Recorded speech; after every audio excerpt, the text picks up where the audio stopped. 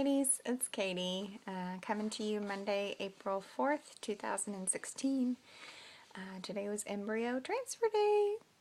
We made it.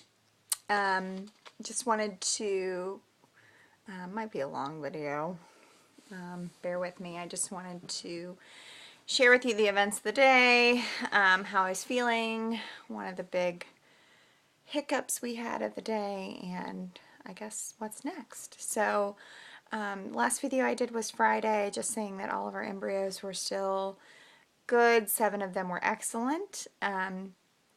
Saturday came around, and there's 3 female doctors in my group, so they kind of all rotate. So you end up working with each one at some point in your process, usually pretty evenly distributed. So Saturday I got a phone call from the same doctor that had done our egg retrieval, just giving us an update that 6 still looked excellent. I didn't ask her about the other 3, but it was just a really quick phone call to basically tell us that we were still on track for Monday for a 5-day transfer.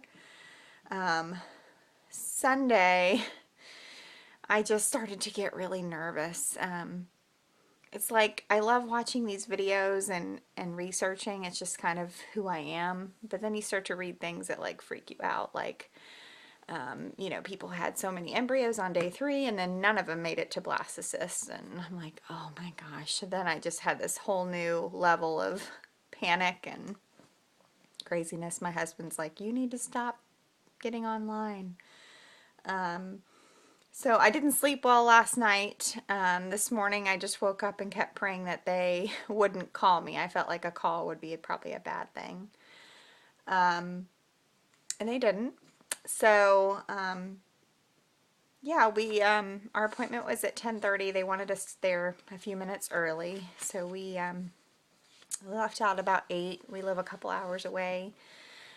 Today was not fun because we are in New England and we have about 5 inches of snow on the ground. So that made for extra traffic and crappy road conditions. So it took a little while to get there. So it was like salt in the wound of my anxiety. I actually, on my way there, I'll try to remember to post a link below, but I had found this website where you can listen to these kind of like Reiki hypnosis, what do you call them? I don't know, audio files. And they're specifically made like before IVF, before your transfer, and then like after your transfer. So it's like really, I listened to the before transfer yesterday, and it was super calming, and it brought so much peace to me. So I really want to share that with anybody who just kind of needs something to just bring them back down to reality, to focus, to relax. So I'll try to post that on there. I found it very helpful. So I kind of listened to that the last 15 minutes or so of our ride there. The last hour I was drinking the ton of water to have my full bladder. When we arrived I had to go so bad, so I knew that was a good sign. It actually was too much. When they brought me back to the room and did the nurse did like a quick ultrasound, she said my bladder was too full. So, and it was really painful actually, just any kind of pressure you put on my abdomen. So they asked me to go empty a quarter of my bladder, which was interesting. I've never prevented myself from eliminating my bladder completely. So that was neat or interesting. Right before that, something like that, the doctor came in. It's the 3rd doctor in the group. So I had met her once before. I think the last time I saw her was my first ultrasound, and after 3 days of stim meds. So super nice. I like them all. They're all so great. So I was happy that it was her. I mean, there's no reason not to be. She showed me on a piece of paper that I have here that we still had 9 embryos. On the paper, it talks about 1 being transferred today, which is part of the little bit of an issue that we had. 4 for number of embryos cryopreserved for, and number of embryos still in culture for. So we quickly like regrouped and we said, well, wait, our plan all along was to do 2 embryos. And she goes, well, this embryo is so top quality good. We really strongly advise against that. And so we're listening to her. She has this whole pamphlet on why we should only do 1. And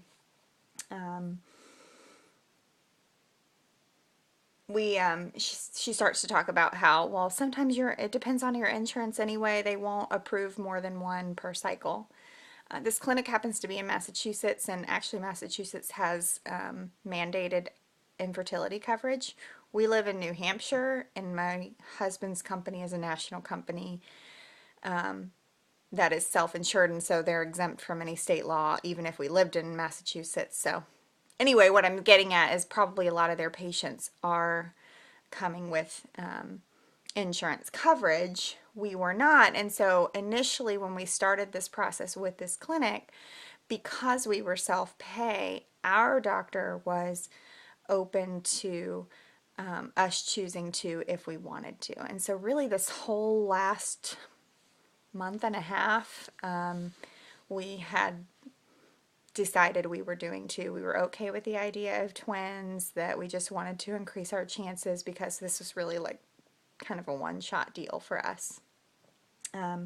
We did pay for a fresh and 1 frozen cycle. It was like a package deal. So I mean, we do have another shot, but still that was our plan, and she was okay with that. Even Saturday, I had sent her a message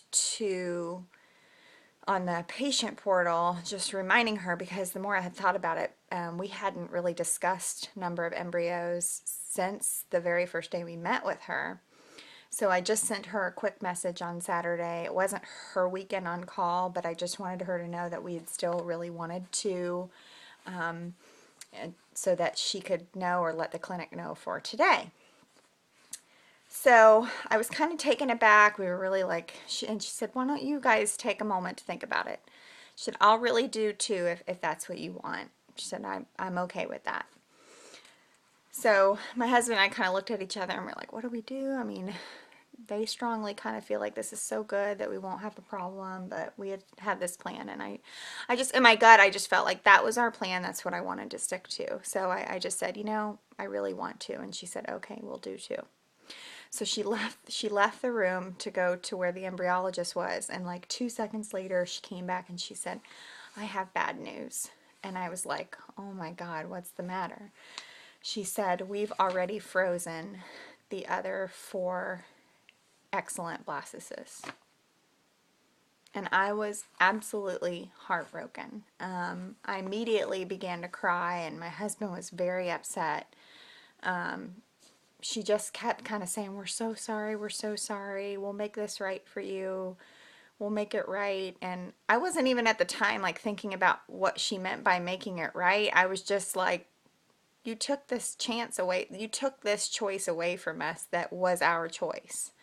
So I was so bummed. But then after she kind of stepped back out of the room, we just kind of had a minute again to collect our thoughts, wipe my tears. My husband was kind of like, I think they could get in big trouble for this. Essentially, not that we're that kind of people, but essentially they broke their own protocol, apparently, and even says here in the paperwork that any remaining embryos, they culture until day 6, which would be tomorrow, before they freeze them, or they would at least freeze after the transfer. So, I was just really upset that they did that. The embryologist did come in the room afterwards to try to smooth things over. Again, she was just like, it's so perfect, it's so beautiful, you had such great embryos, you're young, you're gonna be fine. And I was telling my husband on the way home, that wasn't her decision to make. It was my decision, it was our decision. So I still don't even know what to think about that. I just felt like our wishes weren't heard, that there was a lack of communication, that, again, choices were made on our behalf that shouldn't have been. So, needless to say, we did have one beautiful baby. There it is. Josh says it's a boy. I'll be happy with whatever. Blastocyst. They said it was perfect to transfer. So, again, I mean, that's what we had for today. So, you know, we went ahead and did the transfer. Everything went really well. Just, I'm sure you guys have watched videos on the transfer. It's very quick. Speculum goes in like you're getting a pap smear. It was a tiny bit uncomfortable to have the catheter go in through the cervix, but then once it was in, I felt nothing. And I did take a Valium, but I think I was so worked up emotionally, I didn't even feel the effects of that. We did take a little video for our personal records or memories. Got to watch the catheter come in, and then you saw this little, they call it like a shooting star. You could see it just pop right out. And I have a tilted uterus, so you just could see it kind of fall and then hit the bottom of my uterus. So yeah, they were really happy with the transfer. We laid there for 10 or 15 minutes until the little timer went off, and then we were free to get dressed, use the restroom, and then I had to do some blood work because of the different protocol I had. I'm assuming with my trigger shot with that Lupron and small amount of HCG, they wanted to make sure my blood work was on track. I don't know if it's like a normal thing they do for everybody for the estrogen and progesterone. So I did a quick blood draw, and then we were on our way to another couple of hour ride home for this nasty, nasty weather we're experiencing. We did stop for a quick lunch together. But you know, through it all, while a part of me is disappointed, a part of me just has to relish in the fact that I'm so happy that we got to this point. So many, you know, it's so when you're in this, or when you're looking on the outside, you know, you don't think about it. Then when you're in it, you're like, you could see how many places throughout this process something can go wrong. Your medicine could be off for stimming. Your trigger shot could be off. You could get OHSS and then you can't do a fresh transfer. I mean, just so many things along the way. Your embryos might not grow. Then they might not make it to day 5 if they were fine at day 3. It is a nerve-wracking process. But in the end, you know what, my husband and I just kind of sat back and we said, you know, as much as this wasn't what we anticipated today, we are going to look at this as this was God's plan for us, that we are meant to have this one baby, and that's just how I'm going to go with it. You know, they said they're going to make it right. I don't know what that means. We'll just have to go forward. I'm assuming that if this cycle isn't successful, something, you know, they will do something on behalf of the clinic to make this right for us, since it was their mistake. So, yeah, I'm excited. Our next step is to go back in on Wednesday, April 13th for our first beta. I don't know. We talked about maybe doing a home pregnancy test prior. We'll see. I kind of want to, just because I know a lot of people like have the doctor or the nurse leave the beta results on their voicemail so your spouse and you can listen to it together, but I don't know if I'm that patient to wait for him to get home that day. So I was thinking maybe we'd at least do like a home pregnancy test together the night or the day before or something, and then that way, if we kind of already know, then the beta will just be kind of more of like a confirmation. So, so yeah, that's where we're at. I'm just, again, I'm so thankful that everything has worked out through this process, that even through our hurdles, you know, we still have 4 beautifully frozen embryos. I'm assuming that the other 4 that are in culture may or may not make it tomorrow. So I guess we will find out about the other 4. But we do have 4 frozen. And so that's also a blessing. I'm so thrilled that, you know, we will have another opportunity in case this doesn't work. So yeah, you know, it is what it is. I don't necessarily fault the clinic as a whole. They have been so great and they're so compassionate. I just think it was a lack of communication, and unfortunately it was a little too late. So, but yeah, I'm happy with this little one nugget here. And I'm just going to take it easy the next couple days and relax. Took a nice nap this afternoon, and otherwise, 2-week wait, ladies. So thank you for watching the video today. I know it was rather long. I just wanted to, I needed to document that. I still pray for all of you women that I follow. I just love the feedback that I get, the support that I get. I don't know about many of you. I mean, we've shared that we're going through this with a certain number of people in our lives, but not like publicly. And so, and even the people that I have shared it with, while they're supportive, maybe one or two have gone through it, and it's been, you know, a couple years or longer since they've been through it. So it's just so fun to like get to experience this with people who are in this process with me.